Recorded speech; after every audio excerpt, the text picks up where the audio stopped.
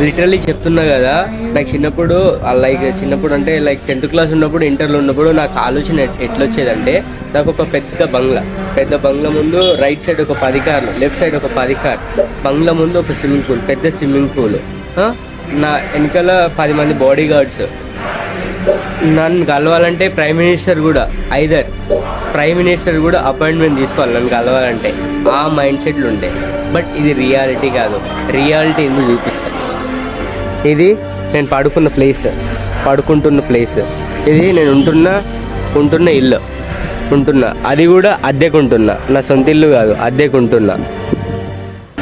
ఈడ body guards ఎవరు ఉండరు. ఇది ఈ వీడియో చూసి ఎవరైనా మీరు కంపల్సరీ మీరు నవ్వుతారు. ఎందుకంటే ప్రతి ఒక్కరికి ఆ ఆలోచన, ఆ మైండ్ సెట్ వస్తుంది బాయ్. నేను నిజంగా చెప్తున్నా కదా, ఇట్లా వచ్చేది. బట్ రియాలిటీ అది ఉండదు, అస్సలు ఉండదు. అసలు ఆ బాడీ గార్డ్స్ ఉండరు, అదంతా ఊళ్ళోనే, కానీ అసలు రియాలిటీ అది ఉండదు. చాలా కష్టం, అట్లా చాలా కష్టపడాలి. ఇది ఉంటుంది పరిస్థితి, ఇట్లుంటుంది మిడిల్ క్లాస్ వాళ్ళది.